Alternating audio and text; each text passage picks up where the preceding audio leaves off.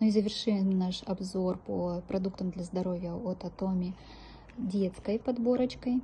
Здесь, смотрите, у нас есть детский женьшень для поднятия иммунитета. Здесь очень-очень классный состав, и самое главное, женьшень же он не вкусненький, дети его не очень любят, но его сделали в таких стиках в виде сока и с банановым, в общем, с банановым вкусом, который достаточно приятно пить.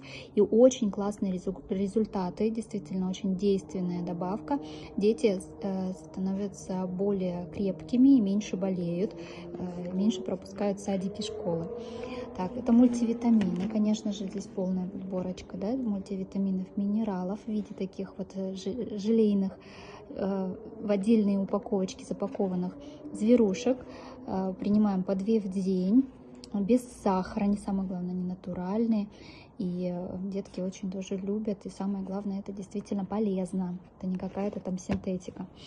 Так, это тоже хит вообще, у нас его, кстати, есть достаточно много в этот раз, приехало 5 упаковок. Это сок колокольчика, корня колокольчика и груши, который помогает при фарингитах, танзелитах, ларингитах, всяких проблем с горлышком, кашле и так далее. Он снимает позывы по кашле, то есть смягчает горло, и действительно детки лучше себя чувствуют. Но он на самом деле не только для детей, сразу скажу, это для всех нас, это для всех. Я сама его принимаю, если у меня есть какие-то проблемы, только-только начинает першить или болеть горло, сразу же пьем вот этот сок. Он у нас вот в семье просто открытый стоит всегда, чтобы дети при малейших симптомах сразу его пили и не давали, то есть разболеться совсем, да.